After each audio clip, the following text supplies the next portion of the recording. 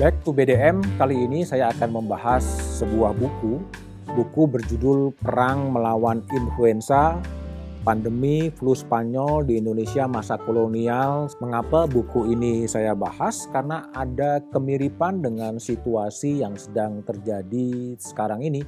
Terjadi COVID-19 dan dulu ada flu Spanyol.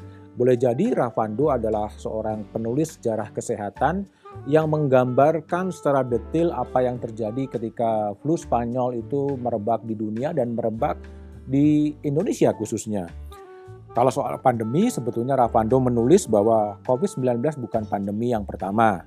Pernah terjadi avian influenza, flu burung pada tahun 97, kemudian SARS pada tahun 2003, dan flu babi pada tahun 2009.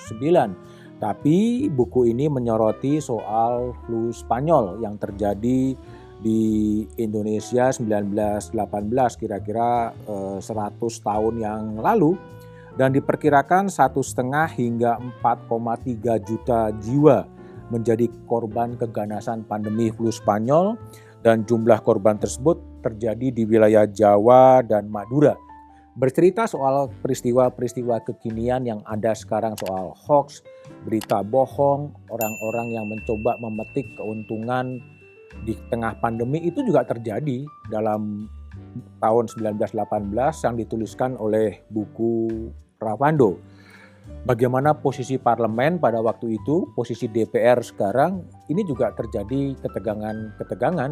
Tapi di era Volkskrant itu DPR lebih banyak diam, ya. Ketegangan-ketegangan hanya terjadi ketika seorang anggota Volkskrant, Dr. Rifai, menggugat BGD. BGD itu adalah Dinas Kolonial Hindia Belanda pada waktu itu, yang terasa lambat untuk menangani flu Spanyol.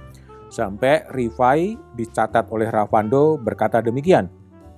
Pada saat ini, ketika kita berkumpul ratusan anak-anak, perempuan dan laki-laki di kampung dan desa di negeri ini sudah meninggal dunia.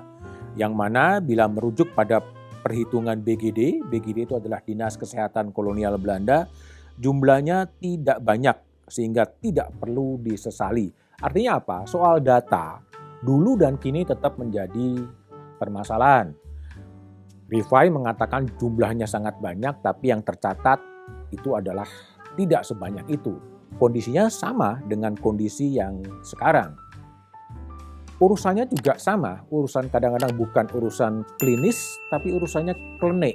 Itu juga terjadi 100 tahun yang lalu. Sehingga ketika flu Spanyol menerpa dan menerjang rakyat Indonesia di Pulau Jawa, yang muncul adalah karena hukum karma ketika warga itu memasuki wilayah-wilayah tertentu.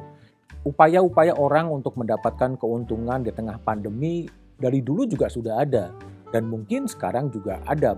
Yang menarik dari buku Ravando juga tidak terjelaskan ketika terjadi gelombang kedua, kemudian flu Spanyol itu juga hilang begitu saja, ya. Dulu belum ada vaksin, tapi sekarang sudah ada vaksin. Tapi dalam deskripsi yang ditulis oleh Ravando, kemudian peristiwa flu Spanyol dan berita-berita soal flu Spanyol kemudian hilang dan kemudian situasinya kembali normal. Tetapi yang menarik, yang mungkin juga menjadi signifikan sekarang adalah kesimpulan yang ditulis oleh Ravando bahwa kunci dari pengendalian suatu epidemi dan pandemi adalah informasi yang terbuka dan akurat. Penyebaran berita bohong juga harus diwaspadai, terutama dalam situasi seperti sekarang ketika berita menyebar laksana kecepatan suara. Jadi hoax itu beredar dengan cepat, lebih-lebih di era media sosial. Itu yang diingatkan oleh Ravando harus kemudian dikelola. Miskoordinasi dan pertikaian internal kerap mewarnai penanganan pandemi dan epidemi. Ini juga relevan dalam kondisi sekarang. Kalau kita masuk kepada vaksin Nusantara, kemudian juga terjadi perdebatan antara yang pro dan yang kemudian kontra. Ya, dalam kasus flu Spanyol, kita telah menyaksikan bagaimana pemerintah pusat dan pemerintah daerah jarang sekali satu suara untuk suatu kebijakan penanganan. Ini juga kemudian terjadi pada saat sekarang ini.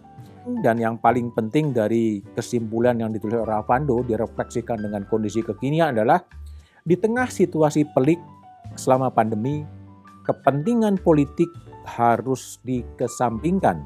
Para pemangku kebijakan seharusnya bisa saling bekerja sama dan merancang solusi dan metode terbaik dalam menanggulangi pandemi yang ada.